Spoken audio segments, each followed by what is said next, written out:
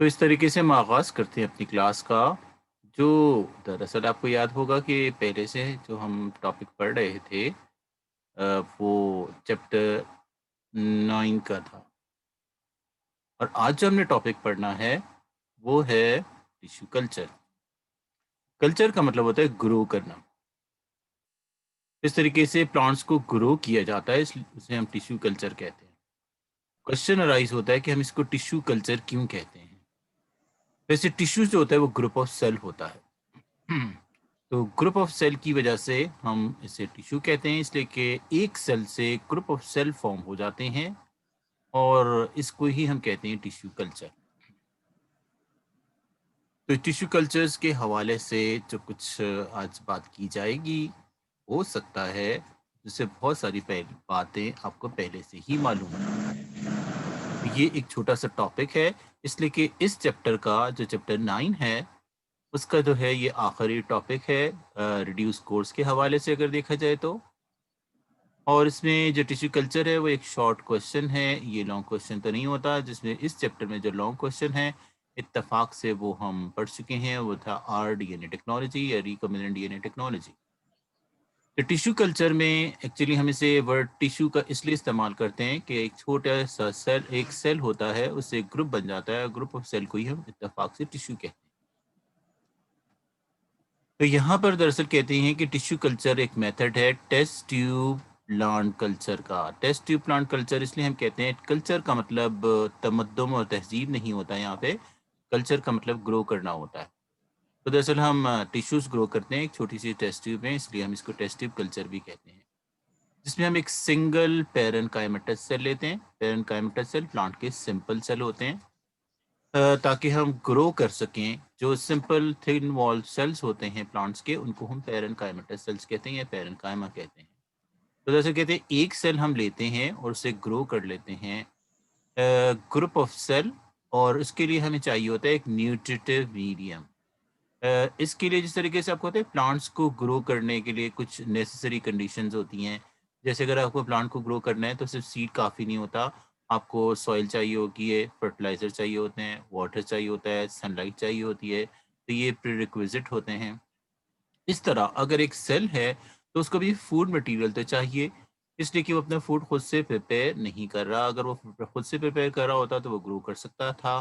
तो हम उसे वो न्यूट्रिएंट मीडियम देते हैं, न्यूट्रिएंट यानी उसको न्यूट्रिशन देते हैं। इनिशियली तो देनी पड़ती है, बाद में वो फोटोसिंथेसिस से काम होता रहता है। जब वो ग्रीन हो जाता है तो फिर ये काम फोटोसिंथेसिस से हो जाता है, इसलिए कि प्लांट को वैसे तो फूड नहीं देना पड़ता, लेकिन इनिशियली जो है जैसे सीड है उसको भी हम कुछ ना कुछ कंडीशंस तो देते हैं। अब जो इसमें न्यूट्रिटिव मीडियम होता है, जो इसको दिया जाता है प्लांट को ग्रो करने के लिए, वो इसमें क्या चीज़ होती है? इसमें एक शुगर है, कुछ मिनरल्स होती हैं, विटामिन होते हैं और कोकोनट मिल्क होता है। ये कोकोनट मिल्क वही होता है जिसको हम आम तौर पे नारियल का पानी भी कहते हैं। असल में ये क्यों यूज़ किया जाता है? इसलिए कि हम चैप्टर 3 में पढ़ चुके हैं कि कोकोनट मिल्क में एक हार्मोन है जिसका नाम साइटोकाइनिन है। और साइटोकाइनिन जो होता है वो सेल डिवीजन को स्टार्ट करता है। चैप्टर 7 अगर आपने बॉटनी का पढ़ा हो तो आपको ये बात पता होगी कि जो प्लांट की सेल डिवीजन है वो 2 स्टेप में होती है। जैसे अगर माइटोसिस हो रही है तो उसके 2 स्टेप्स होते हैं, एक कैरियोकाइनेसिस यानी कि डिवीजन ऑफ न्यूक्लियस होता है, और दूसरा साइटोकाइनेसिस यानी डिवीजन ऑफ साइटोप्लाज्म होती है।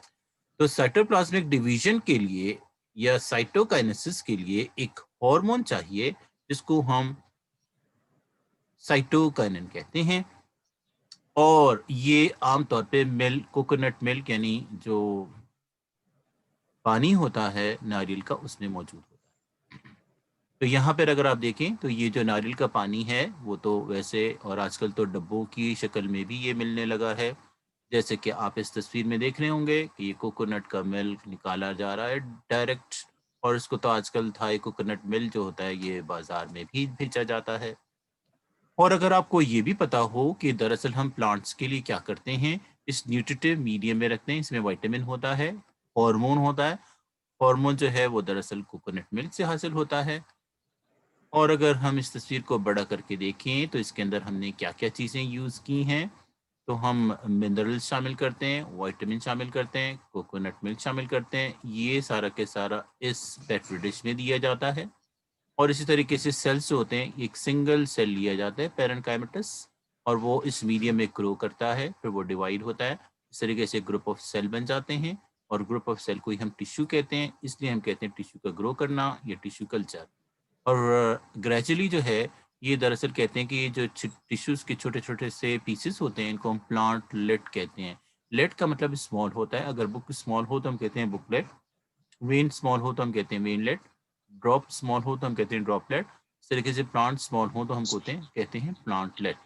इसमें छोटे-छोटे से प्लांट बन जाते हैं, फिर बाद में वो ग्रो कर जाते हैं। ये हमने क्या किया, ये दरअसल हमने एक ये प्लांट लिया, और इस प्लांट से जैसे लीव्स हैं, इससे सिंपल टिश्यूज़ निकाले जाते हैं, यानी इसमें पैरेन्काइमेटस टिश्यूज़ को हमने निकाला, और इस तरीके से इन टिश्यूज़ को जो है वो फिर हमने इस न्यूट्रिटिव मीडियम में रखा। मीडियम पे ये ग्रो करने लगे, ग्रो करने के बाद छोटे-छोटे पीसेस बन गए, यानी बहुत सारे टिश्यूज़ बन गए, और फाइनली इस तरह से प्लांट फॉर्म हो गया। इसको हम कहते हैं टिश्यू कल्चर, या इस तरह से हम प्लांट्स को ग्रो करते हैं। इससे क्या होता है? दरअसल कहते हैं ये करने का फ़ायदा क्या हुआ? प्लांट्स तो वैसे ही ग्रो होते हैं। जैसे व्हीट है, व्हीट जिसे हम गंदम कहते हैं।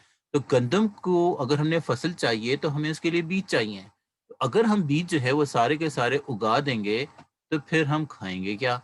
इसलिए कि आपको पता है इसका आटा और मुख्तलिफ़ चीज़ें बनाई जाती हैं।